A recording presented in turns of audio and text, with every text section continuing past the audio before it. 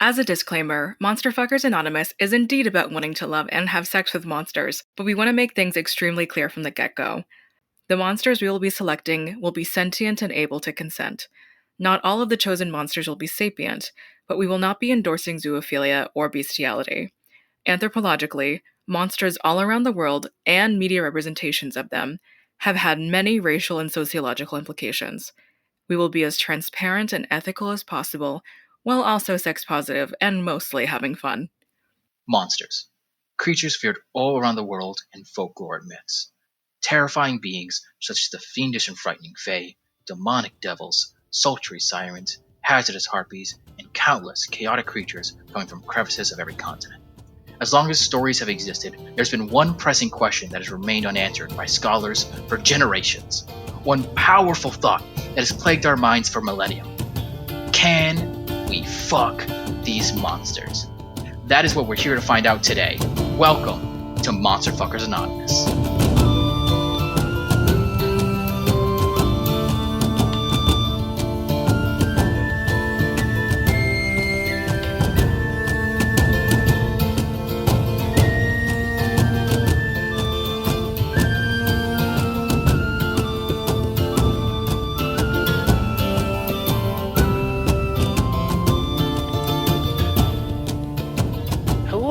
One and all to another episode of MFA, aka Monster Fuckers Anonymous, a show where we talk about monsters, how much we want to date them, and then rate them on a scale that we have made for no reason. Like we invented a new scale for absolutely no reason. I am your colorful creature consultant cleric, here to talk about monsters in a weird scenarios that never ever make sense. But a one-person podcast would always be boring. So with me, as always, is the wind beneath my wings, our tenacious technical analyst, Joe. To clarify, we're not changing the scale. Yeah, we're not changing scale. No, fuck that. Yeah. We spent way too much time making it for no reason. Just to get rid of it. So much time. So much time. So much, at least 30 minutes. It was not just a Discord call. No. No, it was definitely more than 30 minutes, you know? But everyone, thank you for tuning back in. So we're continuing our little series on elemental creatures. As the previous two episodes have shown, we've done water, we've done fire, and we're now moving on to our third element, which, Joe, would you like to say which element we're doing? Cum. Yes, the element of cum. Now, I know many of you may... I couldn't even continue. I didn't even know where I was going to go with it. No, actually, we're not. Unfortunately, we're not doing cum. That's going to be another episode. That's every episode. I mean, every episode technically. Okay, we're like a minute in. We cannot be talking about cum this early. You can't. What element are we doing, Joe? Say what the element is then. No, Joe, I throw it to you. You do the element. It's air. Air. Joe, how do you feel about air monsters? Air signs, probably the worst signs. Oh my god, you fucking astrology racist. Astrology racist? Mm-hmm. Yeah, that's exactly what it is. Bioessentialist, thank you. I almost spit out my drink. Air monsters. There's really, honestly, not a lot whatsoever. It also is doubly hard since you're not a fan of birds. I think we talked about this last episode. It's where you're not a fan of birds either. I hate birds, yeah. So this really is just like the past water and air have been like your worst like topics to bring up. I, on the other hand, I'm actually a big fan of air creatures. I like the idea of like flying and just like being free flowing and just, which is a bit of hypocrisy on my point that I hate wings. I hate wings, but I love the idea of flying in the air. That's interesting because of Maximum Ride, probably. I think the wings are cool. Like Angel from X-Men, that's like always been like a cool concept to me. It's just a bird face. So let's just dive into it for everybody. If this might be your first episode or as a refresher course, or as we say almost in every episode, how the show is going to go is I'm going to present one monster, Joe is going to present one monster, and then we have a third monster that's brought to us by our producers. We have no idea what that monster is, but we're going to rank it and describe it and have a whole conversation about it live and figure out where it falls. Because we have like preferred monsters, like the ones we're bringing to the table. But this one me and Joe may both love it. We may both hate it. We may both be indifferent to it. But that's the mystery of our mystery monster. Traumatized by it. Yeah, the past two have been traumatizing, to be honest. One was sad and one literally took me out of it. That's the joy of the show. But I think we've rambled a lot during this first little portion. Are we ready to dive in? Speaking of wings and bird faces, Cleric, why don't you start your fucking thing? Start my fucking thing? Yeah. All right, I'll start my fucking thing. So the air monster that I'm bringing to the table is one that's been known from Greek mythology, as I've been talking about a lot. I love mythology, but also one that's staple to D&D, and that is the hazardous harpies. Harpies combine the body, legs, and wings of a vulture with the torso, arms, and head of a human female. They are fond of entrancing travelers with their songs and alluring them to shockingly cruel dooms. When they were done playing with their captives, they slew them and finally devoured them. Taking glee in suffering and death, the sadistic harpy are always on the hunt for their next prey. I am not interested in harpies. What the fuck? What is that? No. Okay. Because here's the thing. I think first I'll talk about their mythology a little bit, and which is interesting because I was reading a bit of the D&D lore about harpies, which brings them into. Don't fuck me. Listen. Fuck me. Don't fuck me. I'll describe it for a reason because it's both mythology wise, like the lore that D&D has for it, as well as the way media has presented harpies. That I'm not a huge fan of them, but I want to talk about them. Okay. So, like in D&D lore, the idea is that there was this elf who went to a woods. She heard the gods, like a god song that a bird sang, and fell in love with it instantly. Another god tried to sing it to her because the original god flew off and she couldn't find it. But she got so upset and like jealous and angry that her soul literally corrupted from love. Like her love turned to hate, and she became a half-bird creature. What the fuck? And so then she, like, her love literally came to consume, like, to hatred, and that's why she consumes the flesh of anybody who happens. So that's the original origin of harpies, technically. In D&D? In D&D. Okay. What also sucks about it is that D&D describes harpies as absolute cowards. Like, that's not even a joke. They describe them as, like, that's literally, like, a thing where they, like, use their songs to lure, like, weak adventurers to them and then torture them. But then once they, like, figure out they may not have the upper hand, they, like, bitch out and run away. Like, they'll completely leave and, like, run and hide. This is another Horned Devil situation, but you willingly chose harpies. No, because, again, I want to talk about it because it's also interesting how the media portrays them. Because harpies do that. They're cowardly. They're all this other stuff. But media, especially, like, I actually brought up Monster Masune. Monster Masune, which is a great show, absolutely one of my favorites to watch. Teehee, would love to talk about it on the episode, is that they have a whole bunch of range of monster girls, and one of the monster girls is a harpy. And they play her, which is a very much a weird change from the D&D one, which is a bunch of cowards. The harpy girl is played as like this very young, naive, curious kind of monster where like everything is new to her. And she's very naive, so like if you start talking to her, like she'll like immediately just like dive into the curiosity. So they really play into the bird angle of like shiny things, which is also part of regular harpy lore, which is that they're attracted to shiny shit. Okay, yeah.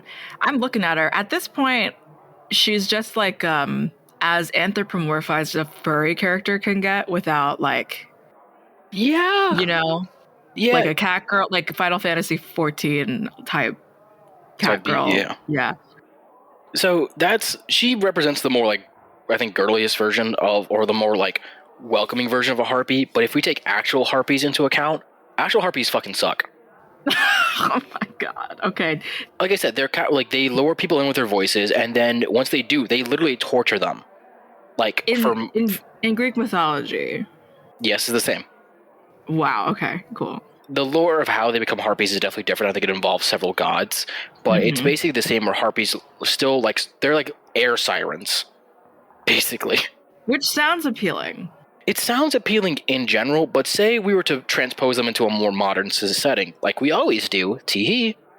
But if we were to bring it like harpies into like, if you were to date a harpy in modern world, she'd be like the dom girlfriend.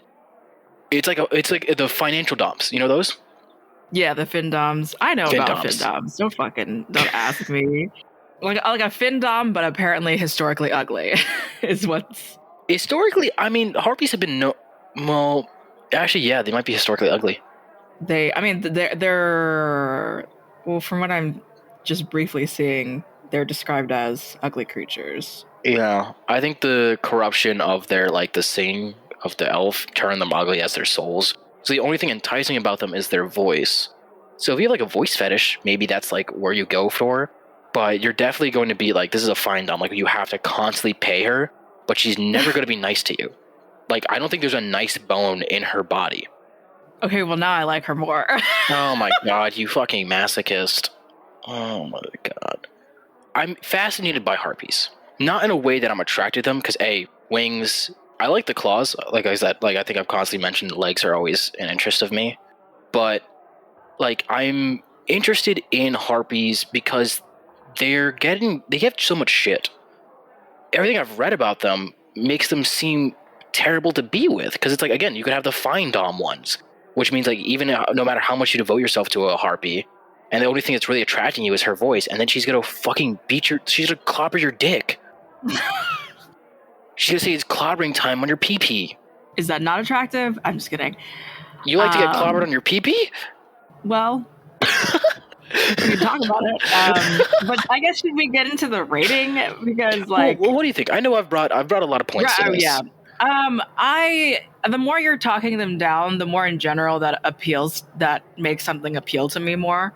What the fuck? Looking at the Monster Musume thing, this bitch is just a bird if they were a person.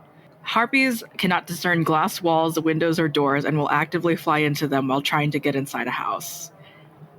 Yeah. They are mostly petite, which like I don't generally judge IRL, but if I am really kind of getting into a character, I like them to be kind of thick. I like You like big titties.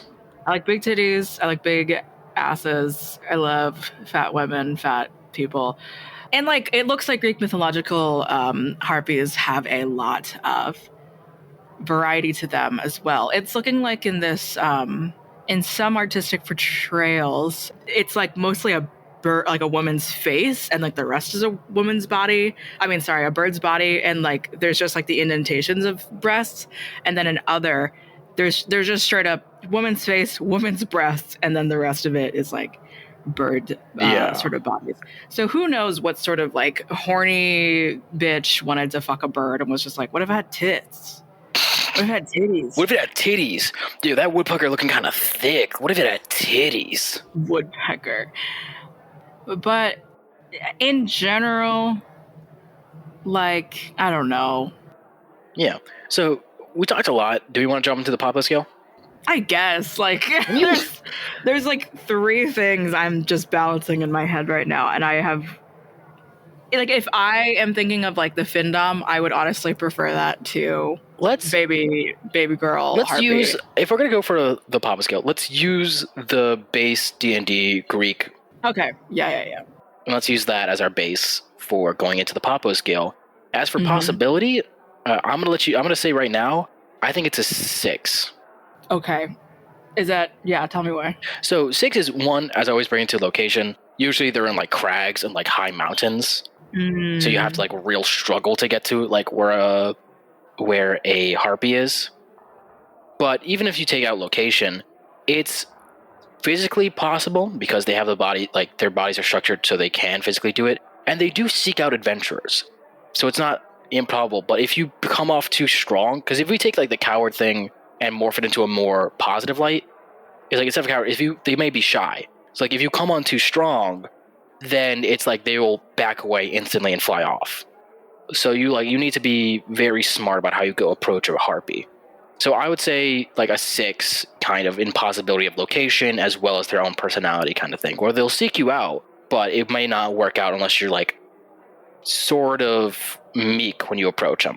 I feel like they're honestly like a common encounter in D&D. But obviously that doesn't necessarily mean that like they are as accessible, but as there are different types of birds, I guess I'm assuming there would be different sort of harpies that prefer different elevations. That's a good point. I feel like it's a 7 at the very least. I'll raise up my score. I think I'll even go as far as to give it an 8. Because say there's different variations of harpies and they're not just like the vulture ones that are read in the description. Because in the Monster Basune one, like, again, to bring her up, she's technically, I think, a blue jay?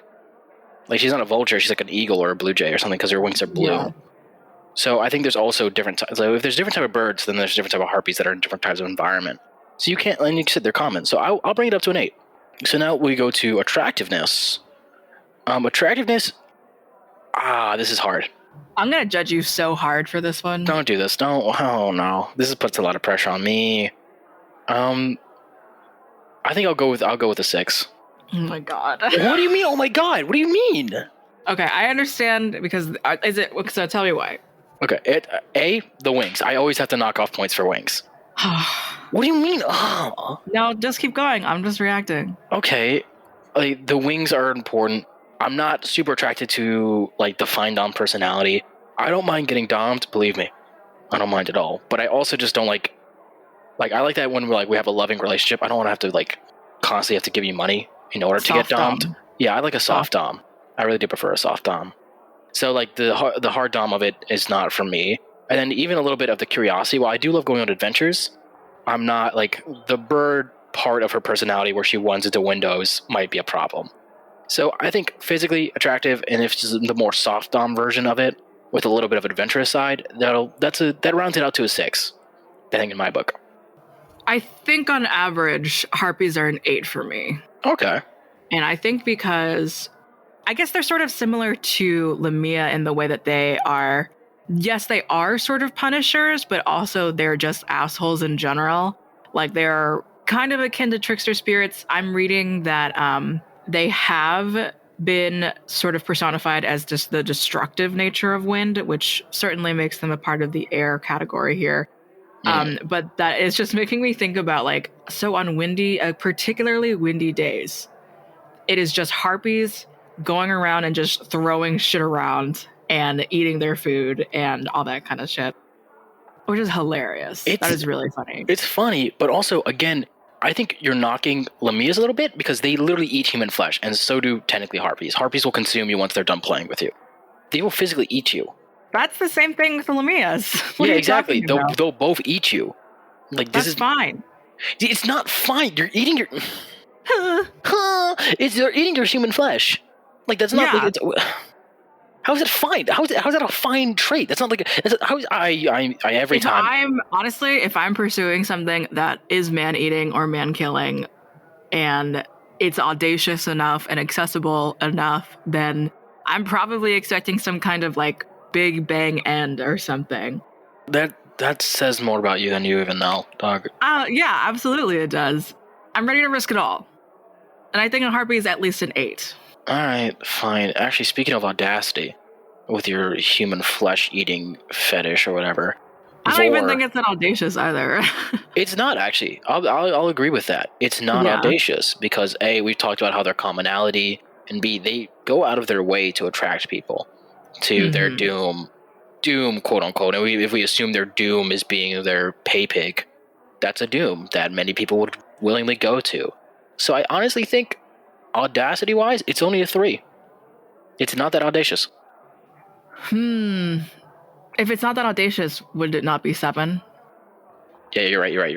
I dropped my pen. If they are as accessible as fucking birds, and even, obviously, danger wherever you sort of end up.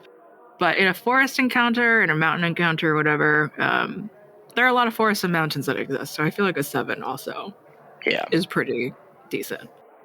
So then we go to parental approval. 1. Oh my god, yeah. Your parents aren't approving this because there's A, no way for her to polymorph, so she's just coming home straight up. And then B, she'll probably eat your parents. She'll lure your parents in with a beautiful song because she'll be like, look at what I can do. And they'll be like, oh, okay, well, let's do your one song before you kick you out of our house. And then she'll be hypnotized and then eat your parents.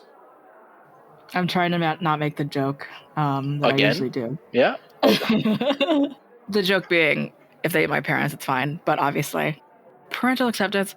I mean, first of all, I guess because there's no way to polymorph. I think that's the more important thing. There's no way for them to appear human.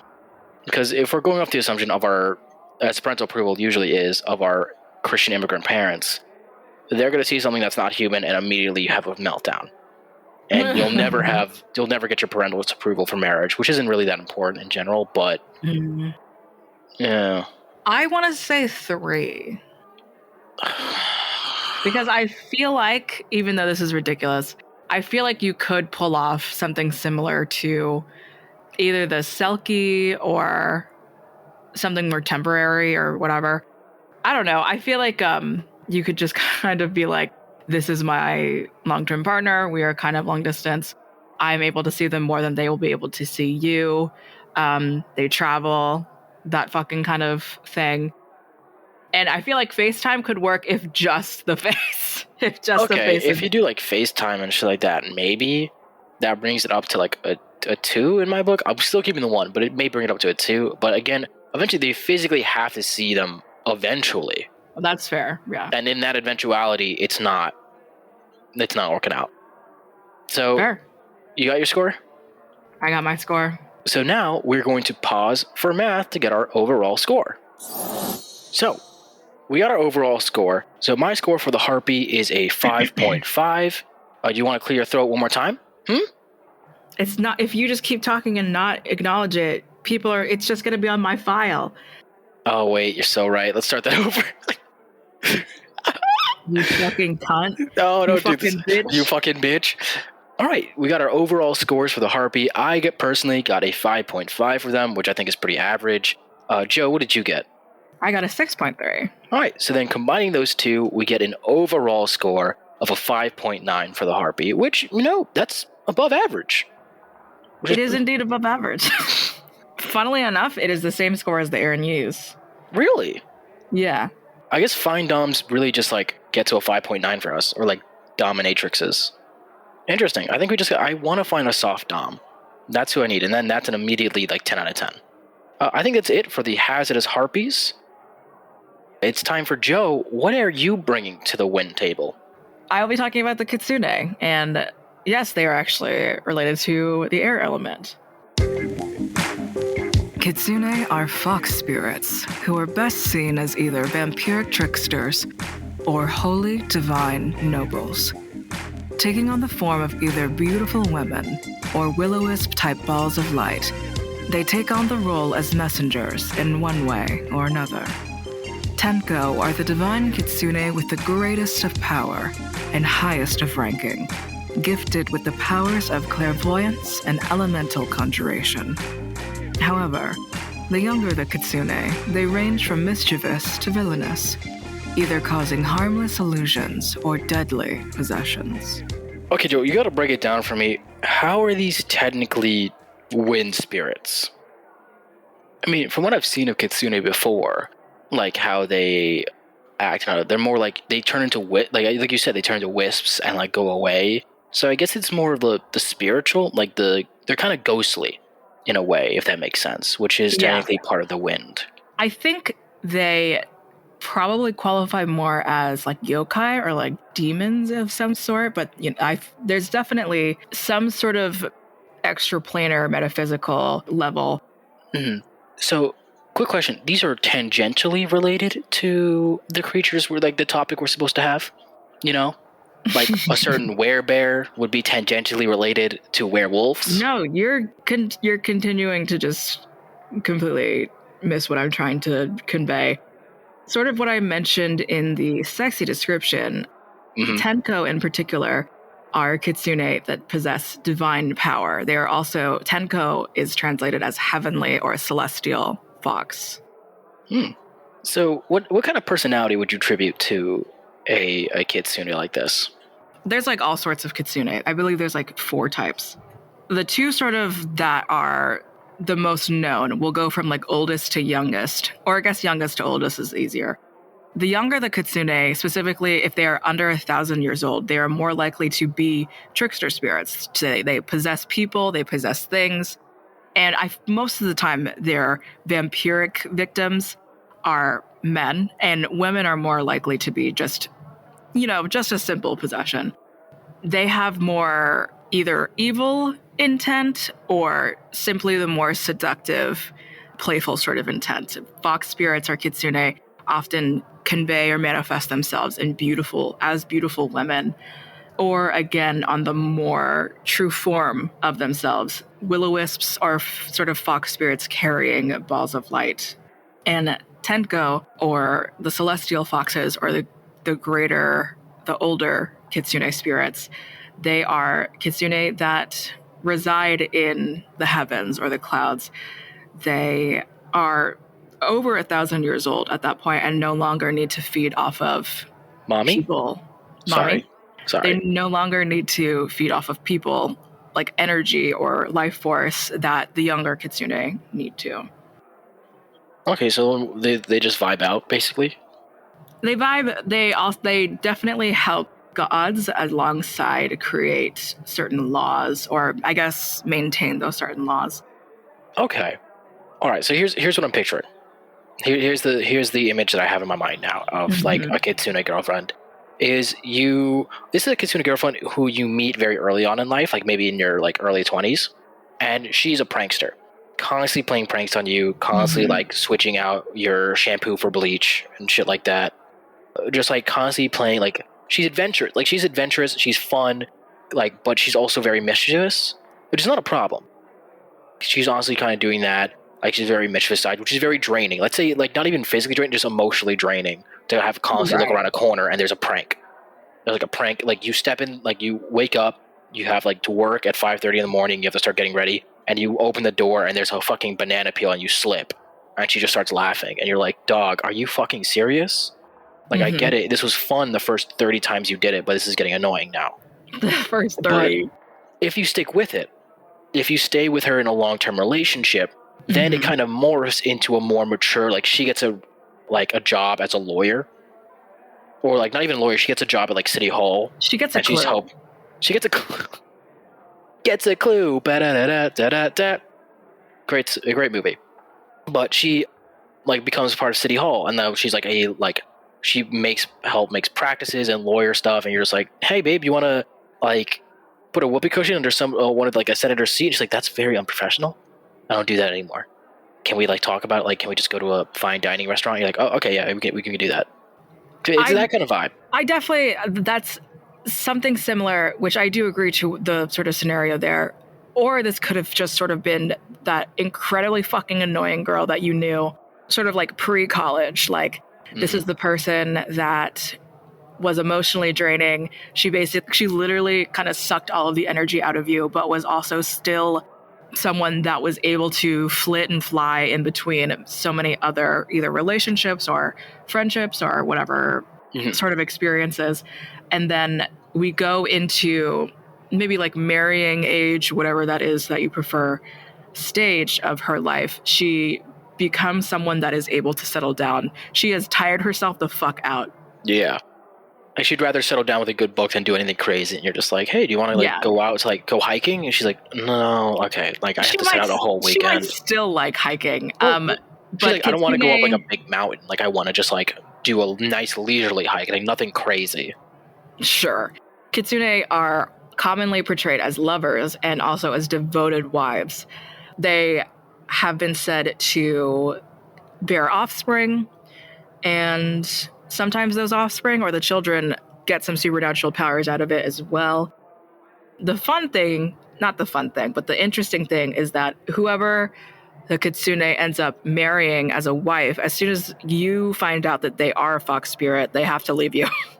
Are you fucking serious? Yeah, it's similar to the Selkie in like Korean angel situation. Like you just cannot acknowledge the supernatural part of it.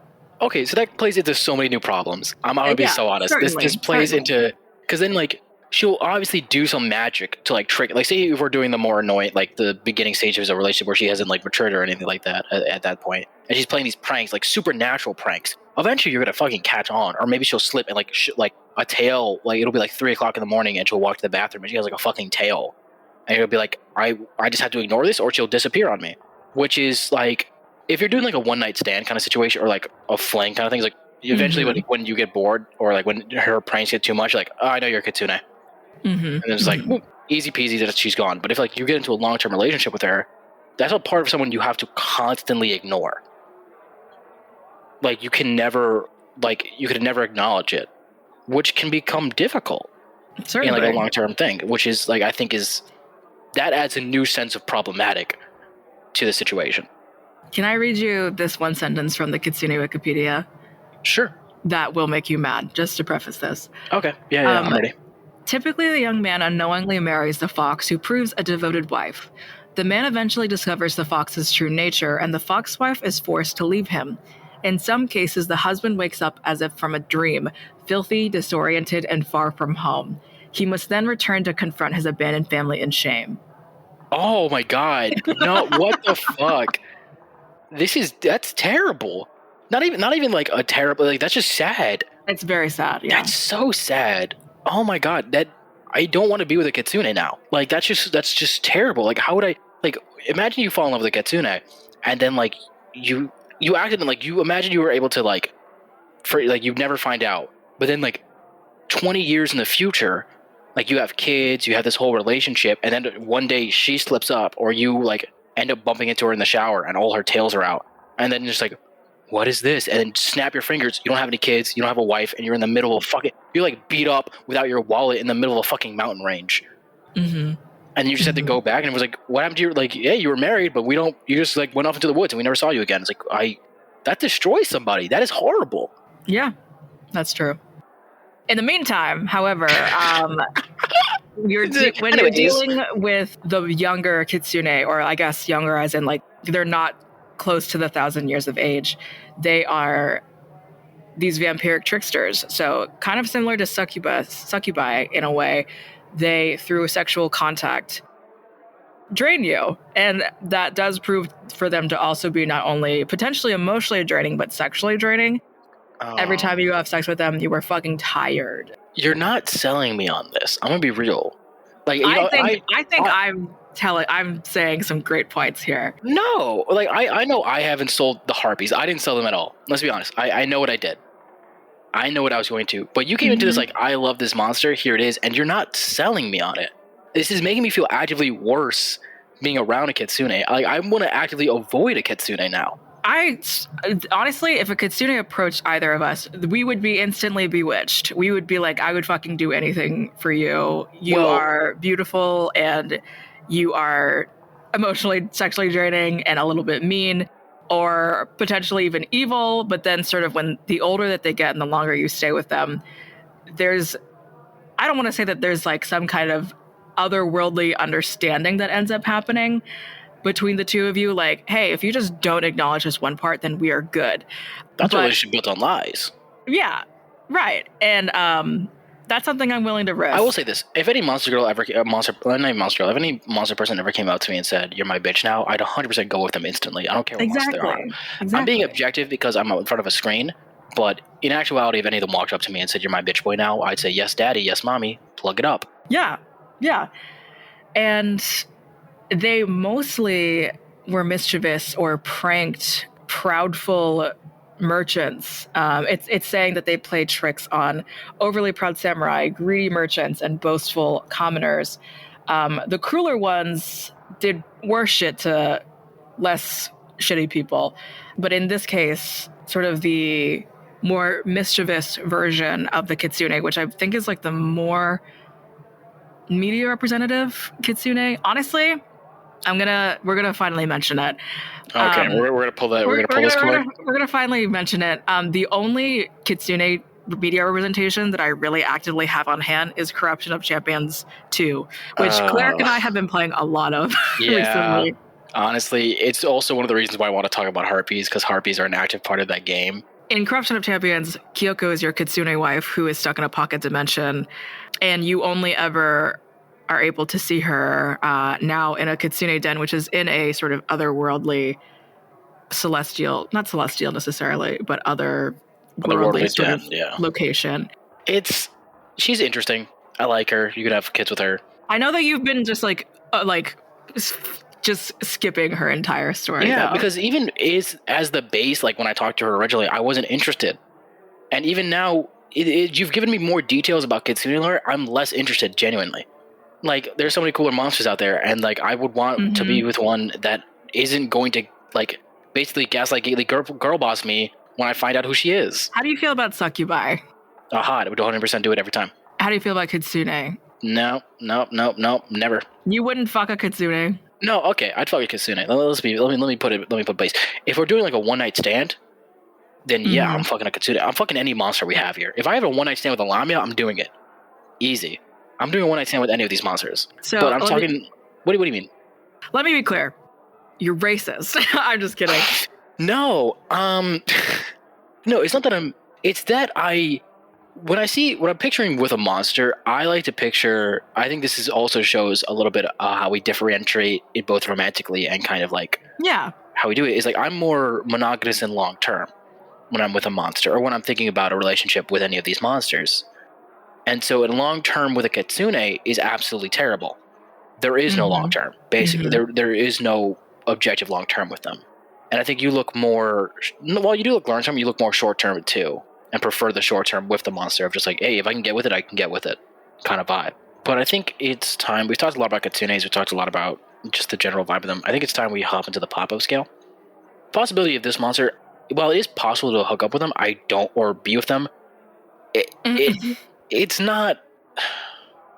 It's both possible and it's not. It's this weird dichotomy of it is possible to be with them, but it's not possible to stay with them. You know? I disagree. There is a way. You just have to build your foundation of relationship of lies. So that's why my possibility is 9. 9? All right, live your life. Live your life. Live your life. I'm not gonna tell you no. I'm not gonna tell you yes. I'm just gonna give a straight 5. I'm doing a straight 5. Which is wrong.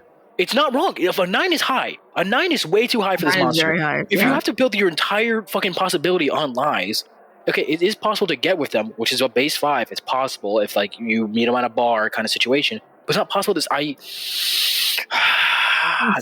We're averaging out all of the like short-term sexual encounters, short-term and romantic encounters, long-term, etc. I know. I get it.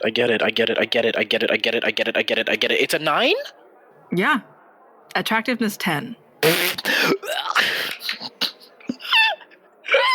You're right. I'm gonna give it a 9 too. Cool. Yeah. It's hot. The Kitsune is hot. I wanna say this. Like I said, I think I say this almost like once or twice per episode. Is like, even though I'm shitting on these monsters, I still fuck them every day. Yeah. I'm the Simon Cowell of monster fucking audacity. I don't think it's that audacious to get with them. It's not audacious. I feel like just depending, there's like a spectrum of Kitsune that exist in terms of obviously mischievous to villainous or like divine and noble. So it's probably like midway. Like probably. Yeah, I was gonna give this a 5 to be honest, because if we're going through the audacity of like, to get with initially, not that audacious. I would say I would rank it one of the higher monsters you can get with. But when it comes to wanting to stay with that, it's very audacious to do a long-term relationship. That's true. I think to average it out, I would say it a base 5, genuinely. I'll go with a 4. Okay. Parental acceptance, this is also high for me. Oh, I would say this is actually high for me as well. Yeah. Because the only downside to it is that if you do discover that they are a Kitsune, that relationship is gone, and so are your parents. So they'll be like, why haven't you been married for the past 30 years? Like, I have. I thought I was. Was I? So that's what makes it more like the parental approval. But I think you can get your parental approval because they're base shapeshifters. There really is going to be no issues. They might play a prank on your parents and say, like, we're actually pregnant. Like, I'm pregnant. And he's like, yo, what? This is like our 3rd date, and we just happened to meet my parents or some shit like that. That is probably one of the more realistic assumptions of a monster that you've ever given on the show. That's hurtful. I think most of my assumptions have been pretty correct. Laffy's gonna definitely like max out your credit cards. Lamia's gonna eat your parents, and Harpies are fine doms, which are all correct assumptions. I'm gonna give this an 8. I'm giving it an 8 to you. Wow. Oh my god! What the fuck was that? I don't know what happened. What the fuck was that? No. Okay. Math? So math. Okay, so now we got our overall scores. I got a 6.3 for the Kitsune, which is actually pretty high. 6.8, sorry. I got a 6.8 for the Kitsune, which is actually pretty high, surprisingly, for a monster of mine to do. And you got a what? I got a 7.8. Oh, okay, so just 1 point higher than me. And so that we average out, that gets a 7.3, which is a pretty high monster on our scale, to be honest. Pretty high, I think. Yeah. It's not as high as Selkie's. Yeah, I don't think Selkie's is the one to beat, genuinely. Because Selkie's is a straight 8.0. There's no monster that's currently beating it. And it's actually higher than Aaronese, which is our second higher. It takes the Aaronese second spot. I do need to update the score sheet very much. So, okay. well, yes, but as it is, yes, that is the scores. Yeah. So that I think does it for the killer Kitsunes. But now I think we're moving on to our third and final monster of our show, which is our mystery producer monster. Again, we have no idea what this monster is. We have absolutely no clue what our producers have chosen as the air monster. Mm-hmm. Joe, are you ready to dive in and see what monster we have to talk about? Yeah, let's go. All right, 3, 2, 1. All right, I'm opening the document now. What? Oh my god. Are you fucking joking? This has to be a joke. This genuinely has to be a joke. Are you you know what? She would pick this. She would pick this. Yeah. She fucking would. This is up her alley. This is definitely a monster. This is up her alley. So what we are looking at right now is Wan Shi Tong of the library owl from Avatar, Last Airbender. I can't. Oh, okay. Joe, would you like to read it off? Yes, I would. Wan Shi Tong is an ancient, wise, and powerful spirit who collects information for his immeasurably large spirit library. He is the most knowledgeable being among humans and spirits, never missing an opportunity to learn new facts or boast about his vast intelligence. Although his regular shape is that of a huge black and white barn owl, when angered he can assume much more frightening, stronger forms, such as that of a feathered serpentine beast, both of which are respected symbols of wisdom in different parts of the world. I hate this thing. I hate him. Let me rephrase from why I hate this thing. So, it's not like I understand that he doesn't like to give out knowledge because humans hurt. Humans use that knowledge to hurt each other. And so he wants to not really hoard, but keep all the knowledge away from those who want to bring harm to the world. I get that. I just hate his second form when he's that long, disgusting bird thing, because it makes me uncomfortable when I look at him. The bird thing or the snake thing? The snake thing. The snake, when he uses his head as a giant snake, it just makes me uncomfortable. And he doesn't, using his personality, based from the show, he doesn't seem like he would be a good lover. Uh-huh. I think he's somebody who would constantly, you'd say something and he'd constantly be like, well, actually, and it's like, no, okay, dude. I get it. It was just hyperbole. He's like, no, well, actually, the Southern Water Tribe does blah, blah, blah, blah, blah, blah, blah. I was like, okay, man, I didn't need the whole rest of your lesson. And then it's it also turns into the idea of, he'd also get upset at you, I think, if you got too many things wrong. Or if you touch a book of his, on a book, he's like, none of these bookshelves can be touched. This stays here. He's like, well, I wanted to let my friend borrow. He was interested in your first edition copy, or your edition copy of William Shakespeare. He picked it up and read it. And he's like, how dare you let people pick up my books? Shakespeare. I don't know, man. How dare you take my books and blah blah blah blah blah blah blah. So it's kind of just he seems like just a possessive type. He's a possessive nerd type. Can I tell you something? Yeah, go for it. This is probably the first bird creature I've ever been attracted to. Oh my watching god! Avatar: The Last Airbender. Probably had to do with his voice. True, he's got a sexy voice. I feel like owls, for whatever reason, not all the time, are maybe, I guess a barn owl at the very least is one of the more easier birds to look at for me. It's funny because I do agree in general that knowledge should be widely accessible and distributed. It is a tough situation because certainly in the world of Avatar as well as the world fucking now, I would struggle with wanting to give out information that could potentially cause and end wars or True. whatever other type of information or knowledge that he had. It feels like, okay, let me rephrase the scenario that I made. It feels like he is a librarian of this vast, the Library of Congress. Imagine he helps run the Library or something like the Library of Congress. Mm-hmm. And so you're like, hey, I want to look into this information that might be able to save hundreds of lives. The idea is that it could save hundreds of lives. Honestly, he's like, no, I think he does that thing where it's I had 1 or 2 bad experiences, and now no one can ever do it again. That's fair in general. True. it's fair in certain experiences. Like, hey, listen, but this could save hundreds of thousands of lives. Like, no, one or two bad experiences, don't care. Well, Get fucked. people have to seek him out if they want that information, is the thing. True.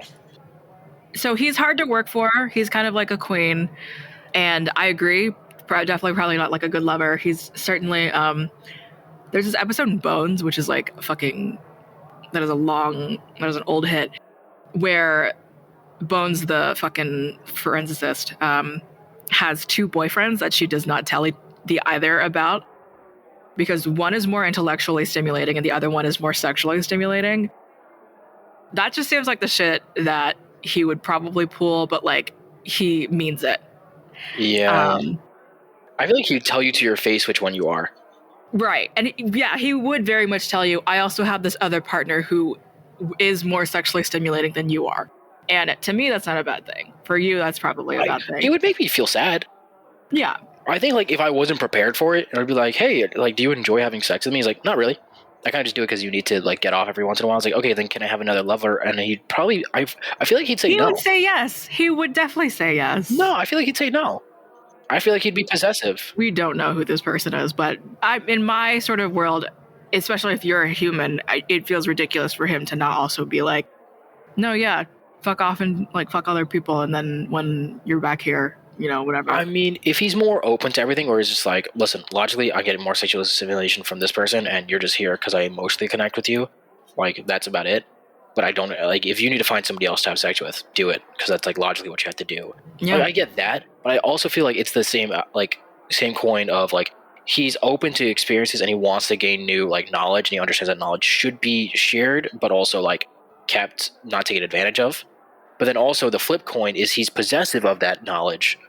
And so he might be possessive of you and be like, no, I'd prefer if like you just stayed my emotional. Like, I like you for emotional experience. I don't need you doing other things kind of vibe. No. I think it could be, I think it could be the same coin kind of shit.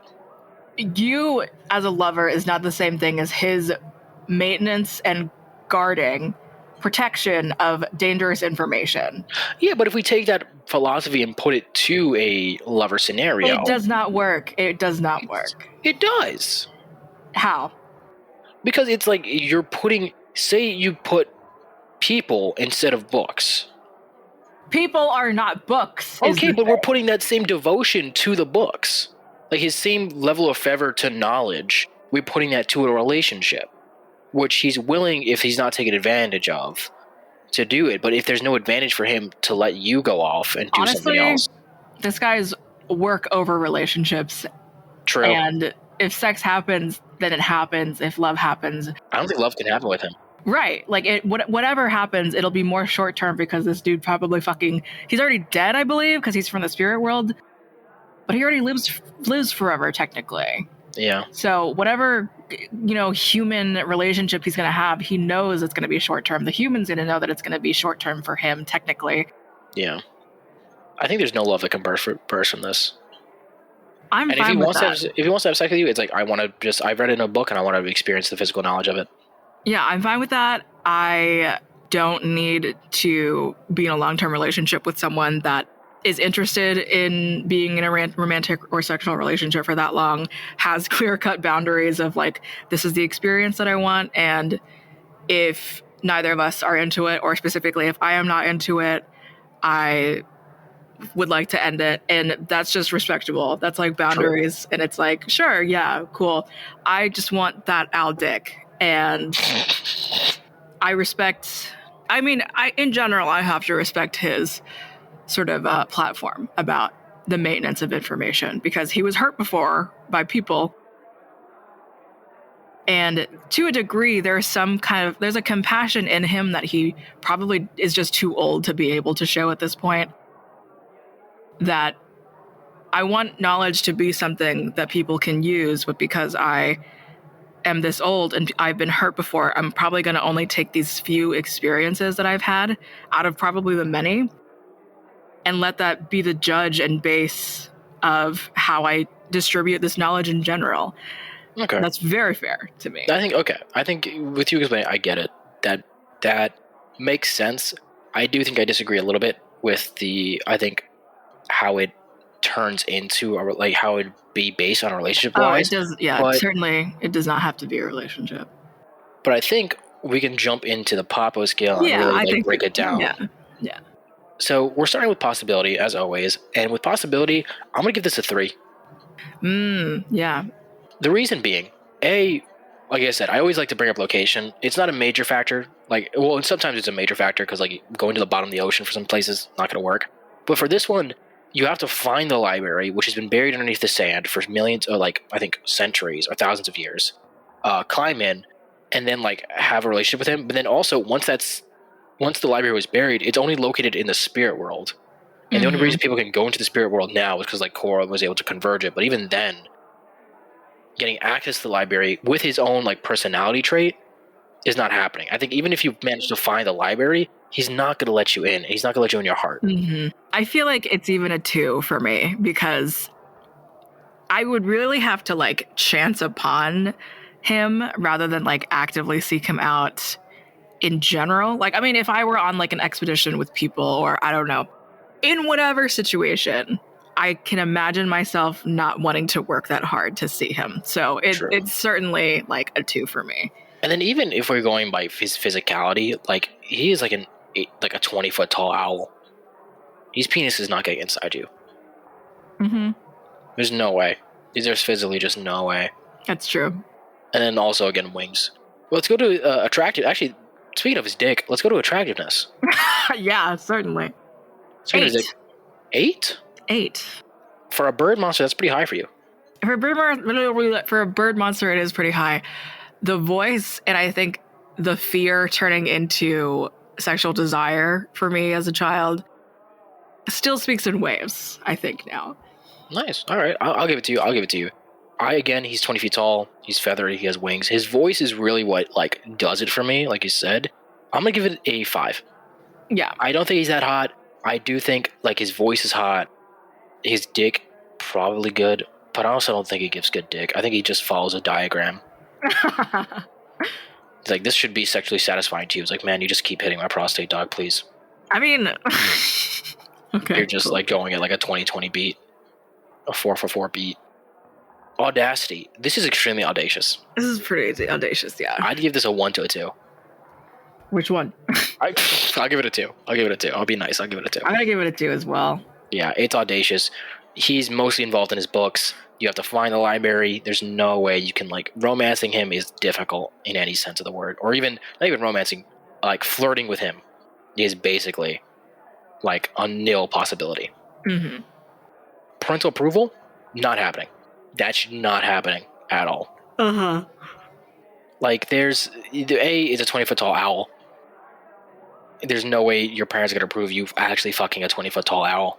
And then second of all, even if he was like in a human form, I think his personality would rub everyone the wrong way. That there's no way your parents would be like, this is who you're marrying? A fucking nerd? He looked at our books and said like we were mistreating them and then just taking all of our books away. The problem is that he's a nerd and not an owl. I mean, it's a little bit of both. Well, I'm Korean, so a nerd is fine. The owl part probably the least fine. I say like a nerd is a problem. Like I don't play fucking D&D regularly and push up my glasses and be like, well, actually.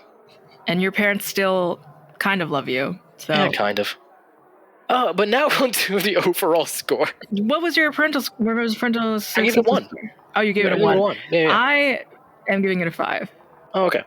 That's fair. I'll give it to you. That's a fair. I do think it's a little high for an actual 20-foot tall owl. Again, sort of the thing of I don't know how often Wan Shutong is able to shapeshift into like anything. So I'm not going to say that the polymorph situation is perfect or like even 100% possible. But I feel like, I don't know, in what situation really is my parents going to be able to? I don't think there's any way you can meet this bird. Your right, yeah. Yeah, it would be very confusing. But I guess they would be like, oh, he's like really smart and like has this huge fucking calling to himself. That's interesting. Can we see him? I thought you were going to say huge fucking schlong. I was like, why are you telling your parents that? He's this huge fucking cock, dude. He's got this huge fucking schlonger-wonger. And honestly, I'm glad for you. You deserve that. You deserve to get fucking impaled. Thanks, Mom and Dad. Thanks, Mom and Dad, for letting me get a schlonger-wonger. All right. Let's do some math. Just pause for math. All right, so adding up mine and Joe's scores, we get a 3.6 for Wan Shi Tong. I got a 2.8, which honestly I think is absolutely fair. And Joe, what'd you get? I got a 4.3. So that's not too high. Like, I think it's a cool monster in concept. Like, this is one of those things where I think it's a cool monster or a cool creature in general, and I'd love to like talk with it more. But when it comes to a sexual partner, not into it. Mm-hmm. Mm-hmm. So, Joe, I think it's time we wrap up our Sky or our Air episode with a little bit of a rundown of our scores. You ready? Can you do it? Can you? Yeah. I'm a little busy.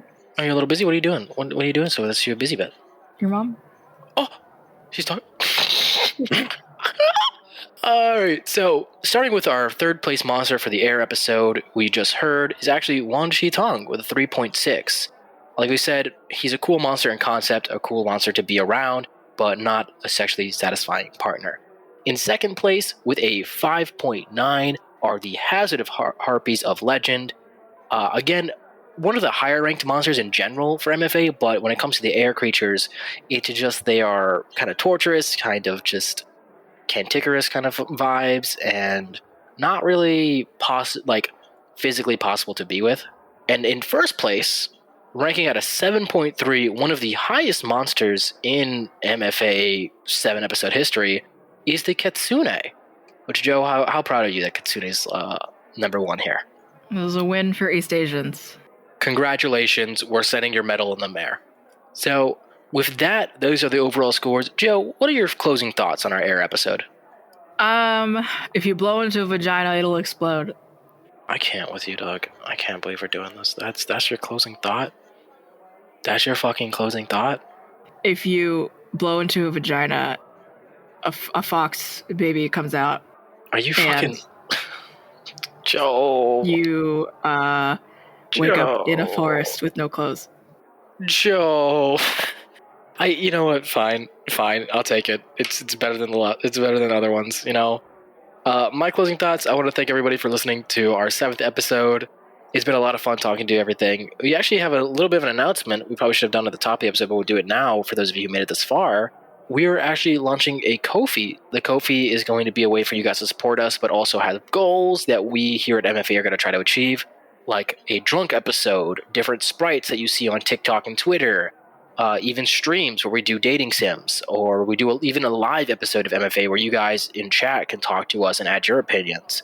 So we're adding rewards. If you want to support us, there's like just a base tier where you can donate whatever you want, or I think it's like $3 to be a member. But that'll be launching very soon, and if you guys want to support us, we'd really appreciate it. It's to help pay for our editor, who has to sit through and suffer through this with Kez, help to pay for more sprites for the TikTok and Twitter, like I said, and help to just fund so we can keep making this wonderful, wonderful project that me and Joe and Kez all enjoy. So if you can, please do. If you can't, listening is more than enough. Fund Ruby's McDonald's addiction. Money. Addiction? Yeah. Yeah, this is all actually to fund Ribby's, our artist, McDonald's addiction. It's thousands of dollars and we're in the hole. Please help us. Oh, wait. Oh, God. Ribby's knocking on my door. Yeah, he's here for the money. I don't have the money, Joe. Okay, we have to end the episode. We have to end the episode now. Bye. Oh, God, Ribby.